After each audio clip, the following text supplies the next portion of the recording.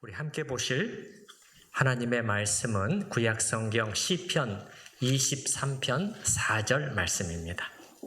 내가 사망의 음침한 골짜기로 다닐지라도 해를 두려워하지 않을 것은 주께서 나와 함께 하심이라. 주의 지팡이와 막대기가 나를 안위하시나이다. 아멘. 우리 해오던 사무엘상 본문 말씀은 다음 주일에 다시 재개하도록 하겠습니다. 자, 여러분이 잘 아시는 것처럼 시편 23편은 어떻게 시작하죠? 여호와는 나의 목자시니. 그러니까 하나님은 목자시고, 그러면 나는 뭐가 되는 거죠? 나는 양이 되는 거죠. 이 관계를 묘사해주는 아름다운 시인데, 오늘은 4절 한 구절만 보도록 하겠습니다. 내가 사망의 음침한 골짜기로 다닐지라도. 다윗은 이제 인생의 가장 힘든 시기였던 것 같아요. 이 사망의 음침한 골짜기 이런 표현을 쓴 걸 보면은 이게 아마 사울 임금에게 쫓겨다니던 그 암울했던 시기가 아니었나 싶습니다. 우리가 사무엘상을 통해서 곧 보게 될 것입니다. 이런 기간 동안에 다윗에게 하나님은 잘 보이지를 않고, 이 고통스러운 날은 도대체 언제까지 이어질 것인가? 과연 끝나기라도 끝은 있는 것인가? 이런 가운데 있었을 것인데, 우리도 또 사실 살아가다가 이런 시기를 지날 때가 있죠. 몸에 깊은 병이 들거나 아니면 일이 풀리지를 않고 자꾸 어려워지면서 깊은 수렁에 빠져드는 것만 같은 그런 상황, 혹은 왜 이렇게 마치 나를 잡아먹으려 드는 것만 같은 그 사람, 혹은 사람들, 이걸 또 우리가 만나기도 하는 것이죠. 이런 가운데 있게 되면 우리에게는 참 절망감이 찾아오기도 하고, 또 두려움이 엄습하기도 하고, 남몰래 눈물을 흘리기도 합니다. 내 인생은 이렇게 저무는 것인가? 다윗도 사망의 음침한 골짜기라고 할 만큼 힘들었단 말이에요. 그런데 우리가 한번 이제 여기 나오는 표현들을 잘 좀 살펴볼 필요가 있는데, 우선 골짜기라고 되어 있잖아요. 골짜기로 다닌다. 이 골짜기라는 것이 이게 이제 이스라엘 지형에서는 이제 와디라고 부르는 것인데, 이제 와디라는 것은 사실 일반적인 이런 이제 그 용어죠. 그러니까 와디라는 것은 이제 말라 있는 강을 가리켜요. 그러니까 비가 내리면 강물이 되지만은 이제 평소에는 말라 있어요. 바닥이 드러나 보일 정도로. 그걸 와디라고 부르는데, 이게 이스라엘 지형 속에서는 이 와디가 평지에 있는 것이 아니라 아주 골짜기에 있어요. 깊고 이 바위 투성이인 그러한 이 협곡 바닥에 이 골짜기가, 이 와디가 자리 잡고 있단 말이에요. 그래가지고 이게 이 비가 내리게 되면은 이게 급류가 돼서 흘러요. 그러니까 비가 내리기 시작하면 혹시 이제 그곳에 있다가 빨리 벗어나야지 매우 위험하게 됩니다. 그렇지만 이제 건기 때, 평소 때는 물이 없죠. 말라 있죠. 사람이 지나다닐 수 있죠. 그러나 뭔가 어둡고 으스스해 보이는 그러한 거예요. 왜 그러냐면 이게 협곡 바닥에 놓여 있기 때문에 양들은 때로 이런 이 골짜기를 통과해야 되는데, 이제 그러다 보면은 양을 노리는 들짐승이나 이런 위험에 노출되기가 쉽습니다. 그러면 양들은 이렇게 이제 동물적인 감각이 있잖아요. 이렇게 냄새를 맡기도 하고 무슨 소리를 더 빨리 듣죠. 그래서 사람들보다도 더 빨리 그런 위협을 감지할 수가 있어요. 자, 그런데 다윗은 이 골짜기를 더 나아가서 그 앞에 보면 뭐가 덧붙여져 있단 말이에요. 어떻게 덧붙여져 있는가 하면은 사망의 음침한 골짜기다. 이렇게. 이제 음침한이라고 번역된 이 단어는 그늘이라는 단어예요. 어두운 그늘, 그늘진, 그런 뜻이에요. 그래서 이 성경에서, 우리말 성경에서 다른 곳에는 이 단어가 그늘이라는 단어로 많이 번역이 되어 있어요. 예를 들면 욥기에 보면은 욥이 이렇게 말하죠. 내가 돌아오지 못할 땅, 곧 어둡고 죽음의 그늘진 땅으로 가기 전에. 그늘진 이렇게 번역된 이 단어가 음침한 이 단어예요. 그늘진 단어랍니다. 그래서 사망의 음침한 골짜기는 다른 말로 번역을 하면 사망의 그늘이 있는 골짜기, 죽음의 그늘진 골짜기.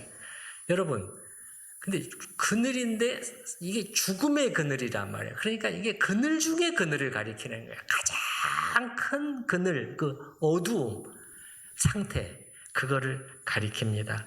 다윗은 자신의 인생에서 가장 힘들었던 기간을 이렇게 묘사하고 있어요. 그래, 하나님은 나를 잊으셨는가? 정말이지 힘겹고 버티기가 힘들구나. 그 기간이 참 짧지 않았던 것 같아요. 그 기간 동안에. 그런데 다윗은요, 이게 사망의 음침한 골짜기 하면은 이게 우리가 이렇게 밑으로 처박히는 거잖아요. 근데 이때 또 이쪽을 같이 얘기를 해요. 그럼 이런 가운데서 자기가 주님의 지팡이와 막대기 때문에 위로를 받을 수 있었다. 이렇게 말을 한단 말이에요. 자, 4절 맨 뒷문장을 보시기 바랍니다. 이게 제가 오늘 주목하고자 하는 표현인데 4절 맨 뒷부분에 주의 지팡이와 막대기가 나를 뭐 하십니다? 안위하십니다. 그러면 앞에서부터 한번 보시게 되면은 자, 내가 사망의 음침한 골짜기로 다닐지라도 해를 두려워하지 않을 것은 주께서 나와 함께 하심이란 말이에요. 그러면 자, 이 양은 말이죠. 아무리 어려운 그 위험하고 두려운 상황 속에 있다고 할지라도 목동만 같이 있으면 돼요. 경험상으로 목동은 반드시 자기를 지켜준단 말이에요. 도망가지 않고 어떻게 해서든지 싸워서 또 잡혀가면 뺏어오기까지 하면서 그걸 알기 때문에 목동만 있으면 안심해요. 주께서 나와 함께 하심이라. 그래서 이게 이제 나에게 위안을 준단 말이에요. 그런데 그러면 양은 그 목동이 자기와 함께 있다는 사실을 어떻게 알 수 있느냐 말이에요. 자, 여기 뒷부분의 표현을 다시 한번 보시기 바랍니다. 여기가 중요한 부분이에요. 자, 여기 중간 정도를 보시기 바랍니다. 4절의 중간. 주께서, 거기 보시게 되면, 주께서 나와 함께 하심이라 나와 있어요. 그러면, 바로 뒤에 뭐가 나옵니까? 바로 뒤에 뭐가 나오죠? 주의 지팡이와 막대기가 나온단 말이에요. 그러면 이걸 통해서 우리가 알 수 있는 건 뭐냐? 어떻게 양은 목동이 자기와 가까이 바로 옆에 함께 있다는 것을 알 수 있다? 목동의 손에 쥐어진 지팡이와 막대기를 보면서 알 수 있다는 거예요. 그러니까 다윗도 때로 고난이 너무 크고 또 오래 길어질 때는 하나님이 잘 보이질 않는 거예요. 그런데 하나님의 손에 쥐고 계시는 지팡이와 막대기는 보였어요. 근데 그것이 나를 안위한다는 거예요. 왜? 그게 주님이 나와 함께 하신, 목동이 나와 함께 하신다는 것을 그것을 통해서 자기가 봤기 때문에, 알 수 있기 때문에 그러는 것이에요. 양은 물론 목동의 얼굴이나 또 음성을 통해서도 알아볼 수 있겠죠. 그러나 양은 동물들 중에서 시력이 매우 좋지 않은 그런 동물로 알려져 있어요. 시력이. 그러니까 또 얼굴을 이렇게 들어서 봐야 되잖아요. 목동의 얼굴을 보려면. 그러나 더 익숙한 것은 뭐예요? 더 익숙한 것은 자기 눈높이에서 보이는 건 뭐냐? 눈높이에서 보이는 그 지팡이와 막대기란 말이에요. 자기한테 익숙하단 말이에요. 그 막대기의 끝을 보면서 그 막대기 소리를 들으면서 이 목자가 지금 바로 옆에 있구나. 그거를 알 수 있단 말이에요. 그래서 지팡이와 막대기가 나를 안위하십니다. 우리말 번역이 이 단어가 참 좋아요. 안위. 그러면 안이라는 것은 뭐예요? 안심한다. 편안하다 할 때 안이잖아요. 그 양이 안심하는 거예요. 무슨 소리가 들려도 으르렁거리는 소리가 들려도 그게 안심이 돼요. 그 다음에 위는 뭐예요? 위로할 때 위자잖아요. 그 양이 위로를 받는 거예요. 무서움 속에서 이 그 두려움이 이렇게 가라앉아지는 것이죠. 사실 우리에게 하나님은 잘 보이지 않습니다. 사실 하나님은 우리 눈으로 볼 수 없는 분이에요. 아무도 그분을 보지 못했다고 성경은 나오죠. 디모데전서 6장에 보게 되면은 이렇게 나와요. 하나님은 어떻게 묘사하느냐? 오직 그에게만 죽지 아니함이 있고 가까이 가지 못할 빛에 거하시고 어떤 사람도 보지 못하였고 또 볼 수 없는 자신이. 그러면 우리는 이 눈으로 볼 수 없다는. 그럼 무슨 눈으로 하나님을 봐야 됩니까? 심령의 눈으로, 영적인 눈으로 하나님을 봐야 돼요. 그런데 이제 우리가 늘 영적으로 깨어있고 충만한 가운데 있다면 잘 보이겠죠. 이 영적인 눈으로 하나님이 잘 보이겠죠. 그렇지만 그런 것이 아니잖아요, 우리가 이렇게 우리 이 영적인 상태가 이렇게 되잖아요. 때로는 이 시력이 흐려져 있단 말이에요. 하나님을 보는 이 시력이 흐려져서 잘 안 보여요. 그런데 이럴 때도 뭐가 보이느냐? 그분의 지팡이와 막대기는 보입니다. 자, 그래서 4절 뒷문장에 다시 보시게 되면 주의 지팡이와 막대기가 나를 안위하시나이다. 이 지팡이와 막대기가 무엇을 가리키는 것인가? 일단 그 당시 실제적인 상황 속으로 들어가 봐야 되겠죠. 이거는 뭐냐? 목동이 양을 보호하고 인도해 가는 이 도구예요. 도구. 여기에 두 가지가 나와 있잖아요. 지팡이와 막대기 이렇게 나와 있잖아요. 근데 사실 그 의미를 알고 나면 그 순서를 바꿔서 번역을 했더라면 더 좋았겠다는 생각도 들어요. 주의 막대기와 지팡이 이렇게 봐요. 첫 번째 것은 좀 짧은 막대기, 두 번째 것은 긴 막대기라고. 이 짧은 막대기는 뭐냐면은 보호용이에요. 양을 보호용이란 말이에요. 그러면 뭐냐면은 적이나 들짐승들의 그 공격이 있을 때 이 목동이 이걸 가지고 싸울 수 있는 하나의 무기 역할을 하는 그런 막대기예요. 그러니까 이런 가느다란 막대기를 상상하시면 안 돼요. 오늘날 식으로 말하면 일종의 짧은 몽둥이 혹은 곤봉 같은 거예요. 곤봉 같은 거. 예. 그래서 여러분 다윗이 그 양을 쳤잖아요. 그러면 다윗도 이런 도구를 몸에 지니고 다닌 사람이었단 말이에요. 사무엘상 17장에 보면 다윗이 뭐라고 말을 하느냐면 내가 아버지의 양을 이렇게 칠 때 때로는 사나운 짐승들이 와서 이렇게 새끼를 채가는 경우도 있다는 거예요. 곰이나 또는 사자나. 그러면 자기가 쫓아가가지고 포기하지 않고 그것을 쳐가지고 그 입에서 양 새끼를 빼앗아 오곤 했다는 거예요. 그러면은 이렇게 할 수 있으려면 이렇게 사나운 짐승과 싸워서 그 새끼를 찾아올 수 있으려면은 보통의 용기와 힘도 필요하지만은 보통 이상의 대단한 용기와 힘도 필요하지만은 그게 맨손으로 했겠어요? 아니죠. 맨손으로 불가능한 일이죠. 그러니까 이런 이 곤봉과 같은 단단한 막대기가 필요했단 말이에요. 그래서 어떻게 되는 거예요? 이걸로 그 짐승의 이 머리나 이런 급소 부위를 가격을 했어야 될 거란 말이죠. 이게 첫 번째. 짧은 막대기. 두 번째는 보다 긴 막대기. 이 보다 긴 막대기는 뭐냐면은 이게 우리가 생각하는 지팡이에 보다 좀 가까운 건데 손잡이 부분이 구부러진 그러한 긴 막대기. 근데 이거는 뭐냐? 보호용이라기보다는 양을 인도해 가는 도구예요. 이거는 양을 통제하고 인도해 가는 그러한 막대기인 것이죠. 그래서 양이 또 잘못 나가거나 하면 이렇게 툭툭 치기도 하고 이렇게 밀기도 하고 하면서 바른 길로 계속해서 어떤 방향으로 이끌어가는 그러한 도구인 것이죠. 이거는 인도의 도구예요. 그런데 이 두 번째 막대기는 긴 막대기는 용도가 또 다양해요. 용도가. 예를 들면은 양들이 그 올리브 열매, 이스라엘에는 올리브 나무가 참 많잖아요. 사방에 있잖아요. 그 올리브 열매를 좋아하는데 목동이 이렇게 이제 올리브 열매들을 쳐가지고 긴 막대기로 올리브 열매를 떨어뜨려줘서 양들이 먹기도 하고 또 이렇게 의지하는 도구, 오늘날 등산용인 스틱처럼 이렇게 때로 필요할 때 몸을 의지하는 도구로도 쓰인 것이 이 두 번째 긴 막대기예요. 어찌됐든 분명한 사실은 뭐냐면 이 두 가지 도구가 이 지팡이와 막대기가 이스라엘 지역, 그 당시 이스라엘 지역 안에 혹은 이스라엘뿐만 아니라 그 둘레 모든 지역, 넓은 지역, 팔레스틴 지역이라고 우리가 부르는 이 지역에서 양을 치는 목자들이 사용했던 대표적인 도구였단 말이죠. 이게.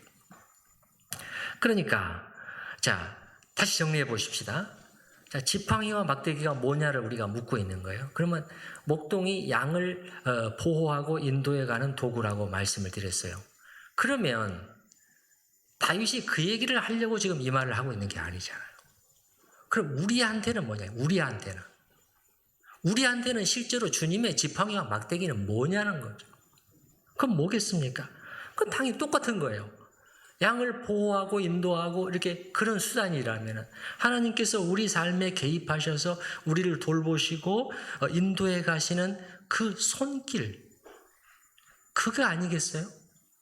그거 아니고 뭐가 무슨 다른 해석이 가능합니까? 제가 볼 때는 해석이 불가능해요. 이게 주님의 지팡이와 막대기란 말이에요. 예. 우리가 인생의 힘든 시간을 지나고 있을 때 우리가 영적으로 충만해 있는 것도 아니고 그러면은 이제 하나님은 잘 보이지 않을 수 있단 말이에요. 그러나 잘 주의 깊게 살펴보면은 그분의 지팡이와 막대기는 보입니다.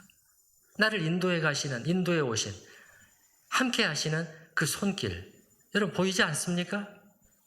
보이지 않아요?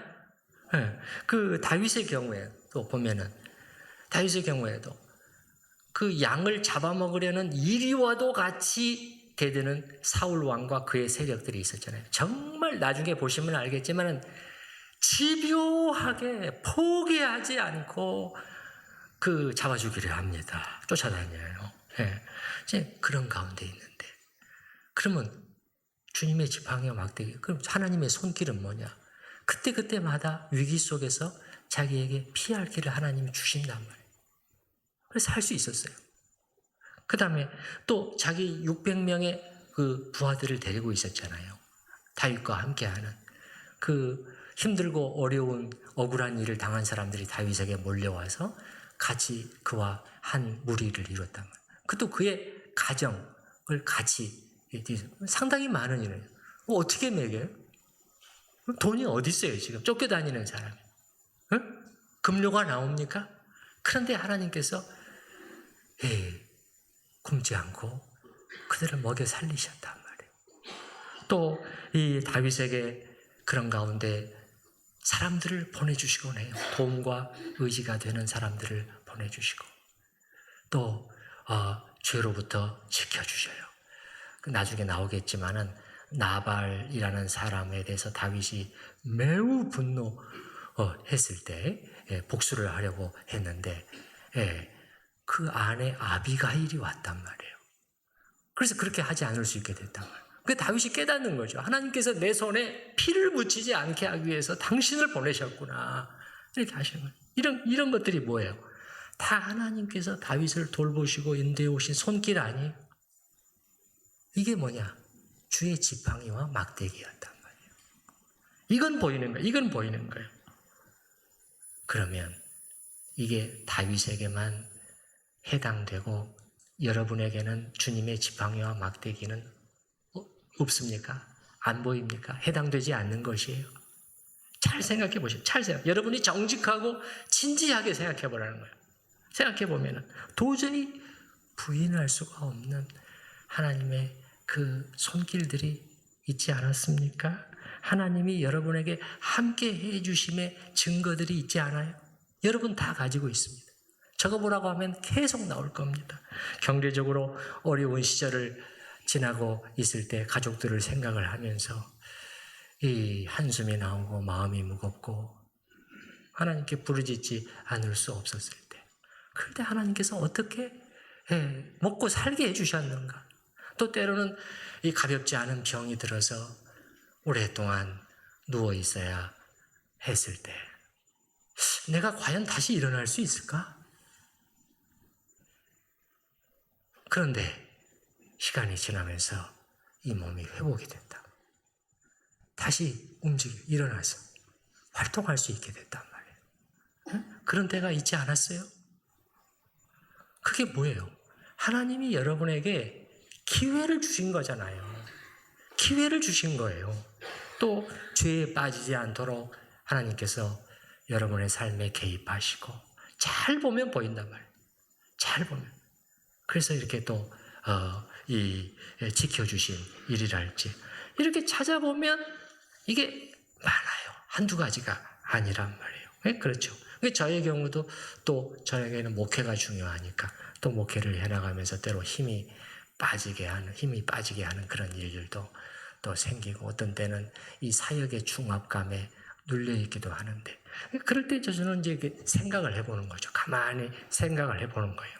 그러니까 하나님은 잘 보이잖아. 힘들 때는.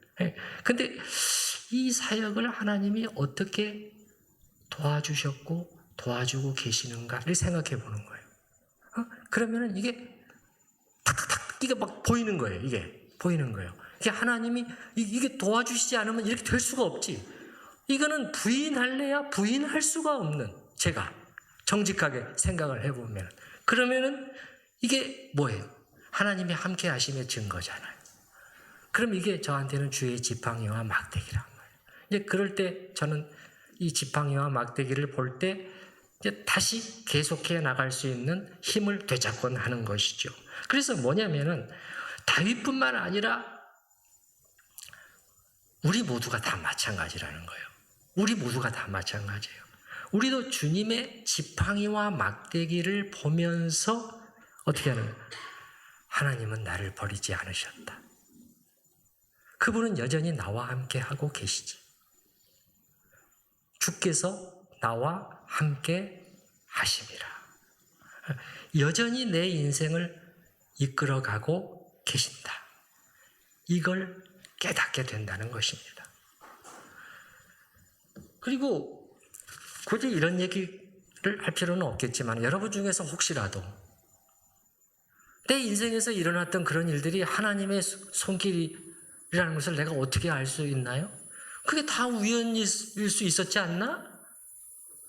그러면 거기에 대해서 간단하게 답변을 하면 우리는 성경이 분명하게 흔들림 없이 가르치시는 하나님의 주권 교리를 믿는 사람들이고 더군다나 하나님의 이 백성된 하나님의 자녀된 우리들에게는 어떻게 하신다 하고 계신다? 누가복음 12장에 예수님이 가르쳐주시길 너희의 머리카락 수까지 세고 계실 정도다. 그게 뭐냐면 특별한 돌보심을 받는 대상이라는 거예요. 그러면 그런 우리에게 우연이라는 게 있을 수 있습니까? 잘 생각해 보시기 바라요. 우연이 있을 수 있어요? 네. 그래서 저 위대한 성 어거스틴은 말이죠. 그의 고백록에 보게 되면은 특별히 긴 분량을 자기가 회심하기까지의 그 과정을 써놨는데 자기가 하나님께 돌아오기까지 그 말을 안 들었잖아요. 엄마의 말도 안 듣고 그랬잖아요. 세상적인 성공과 출세와 그 정욕을 추구하고 있었잖아요. 그래서 그 기간 동안에 하나님께서 자기를 어떻게 참아주시고 기다려주시고 때로는 어려움을 통해서 낮추시고 또 이렇게 해서 하나님께로 인내로 이끌어 오셨는가 하는 것들을 상기하면서 하나님께 감사를 드리고 있어요. 이게 하나님의 손길이에요. 모든 게 하나님의 손길이에요. 당신은 이렇게 하셨습니다. 당신은 저렇게 하셨습니다. 이렇게. 또 자기뿐만 아니라 자기와 관계된 사람들에 대해서도 얘기를 해줘요. 예를 들면 그 어머니 모니카가 그 결혼하기 전에 소녀 시절에 있었던 일을 말해주는데 이제 엄마가 아들한테 말해줬기 때문에 알게 된 거죠. 그러면 이제 그 소녀 시절에 부모님이 심부름을 시킨단 말이에요. 포도주통에서 가져와라. 이렇게 심부름을 시키는. 그 이제 포도주를 가져오다가 조금씩 맛을 보는 그런 일들이 이제 있었단 말이에요. 저도 기억이 나요. 저도 어렸을 때 저희 아버님이 그 막걸리 반대 받아와라. 그러면은 부엌에 있는 주전자를 들고 가요. 들고 가가지고 길 건너에 가서 막걸리 푹 떠가지고 이제 반주를 주면은 가지고 오면서 어떻게 하는 거야? 주여처럼 한 모금 마셔보고 온단 말이에요. 모니카가 이제 그렇게 하다가 이게 좀 습관이 된 거예요. 그래서 거기 보게 되면은 포도주 원액을 한 잔 가득히 마셔야 만족할 정도로 그런 습관에 빠지게 됐다는 거예요. 응? 그런데 그런 가운데 있다가 이 사실을 알고 있는 그 집의 하녀가 하는 어떤 말을 듣고서 딱 찔림이 왔어요.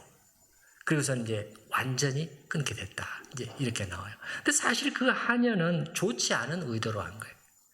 주인의 딸을 무시하고 아직 어리다고 해가지고 모욕을 주려는 태도로 사실 심한 말을 했는데 그 모니카에게는 그게 딱 하나님의 음성으로 들린 거예요.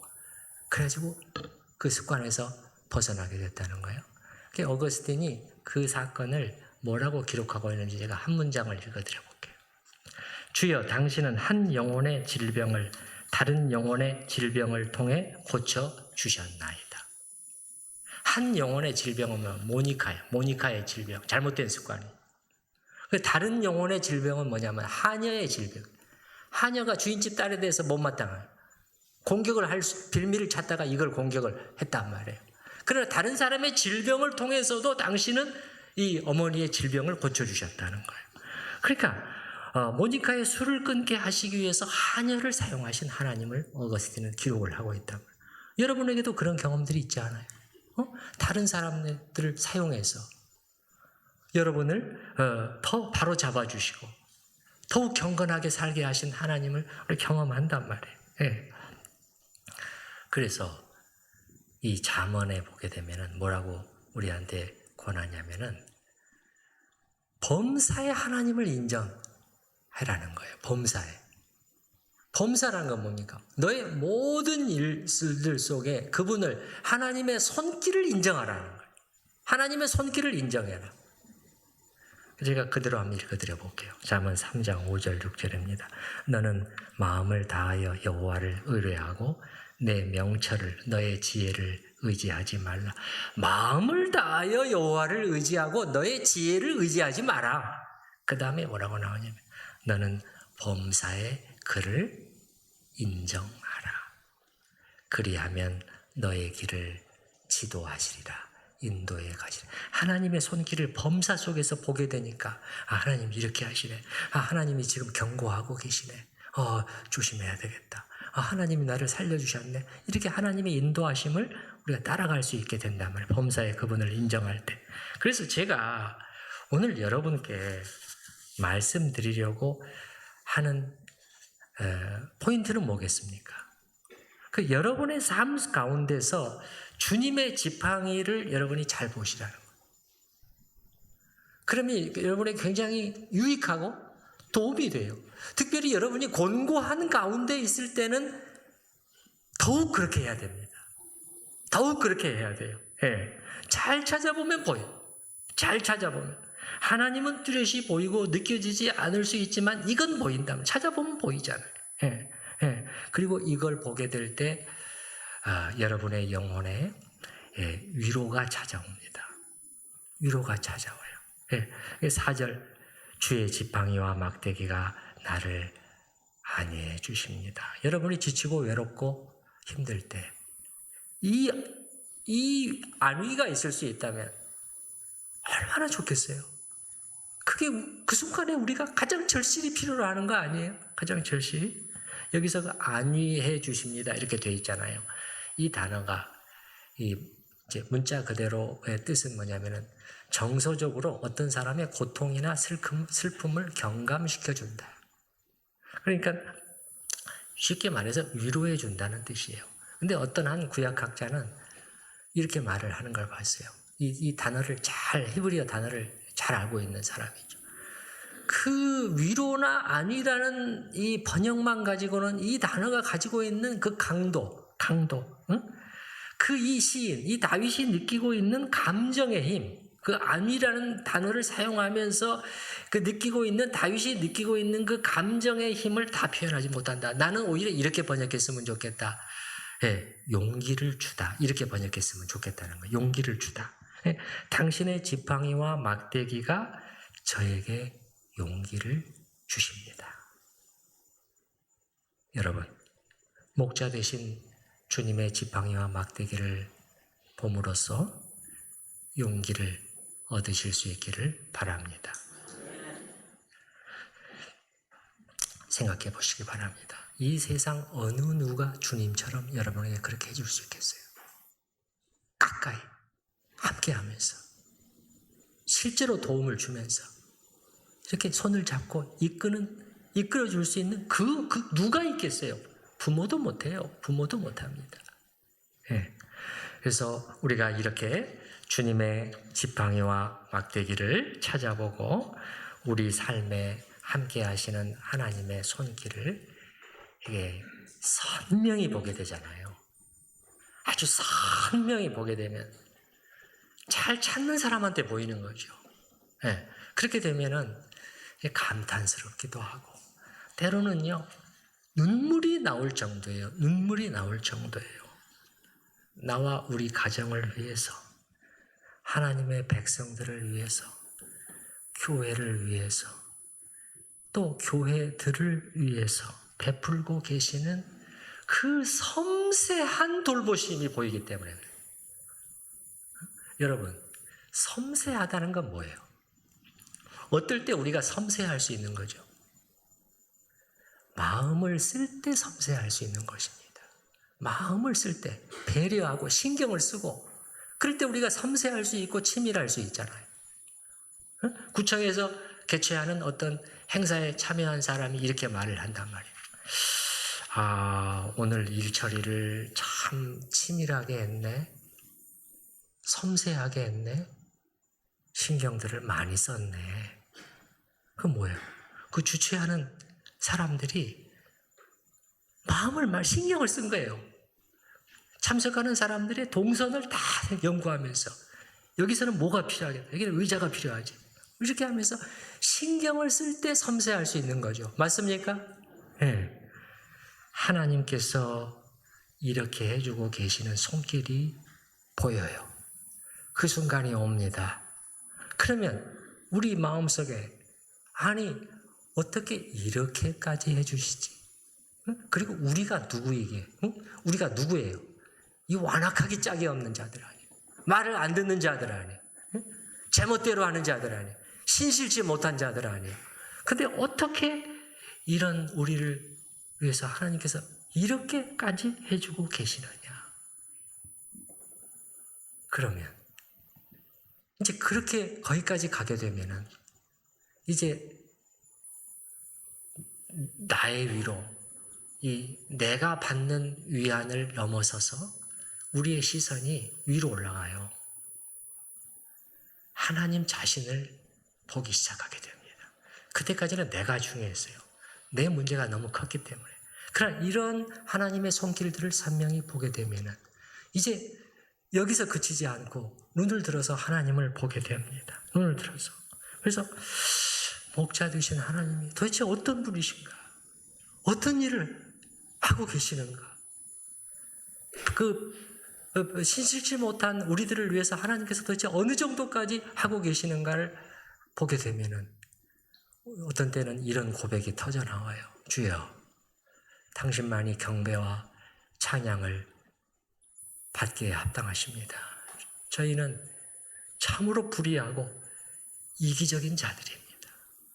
하나님은 우리를 생각하시는데 우리도 우리만 생각하고 있잖아요. 이 얼마나 이기적인 자들이에요. 빨리 그 이기성을 벗어나야 신앙이 성장할 수 있습니다, 여러분. 언제까지 나에게 사로잡혀 있고 하나님을 보지 못할 것이냐, 이것이죠. 여러분, 우리 하나님은 영원토록 찬미받기에 합당하신 분이십니다. 기도하겠습니다. 주여, 영감된 주의 말씀이 담고 있는 의미를 파헤쳐 보았습니다. 참으로 저희가 하나님은 잘 보이지 않을 수 있지만 목자 되신 주님의 손에 들려있는 지팡이와 막대기는 찾으면 보입니다. 주여, 저희가 인생을 살아가면서 특히 곤고한 시기를 지나고 있을 때 주여 주의 지팡이와 막대기를 보고 붙들게 하여 주시옵소서.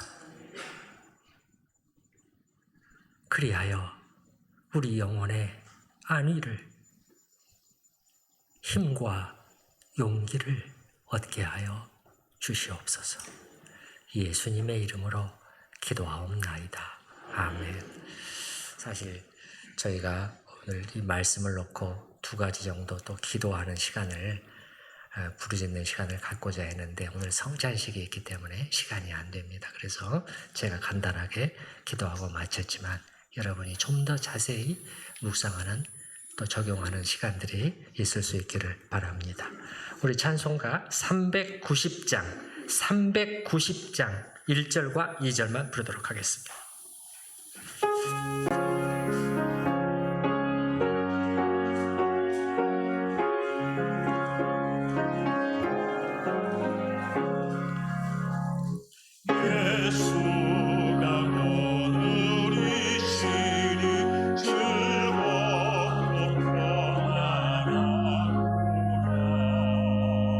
주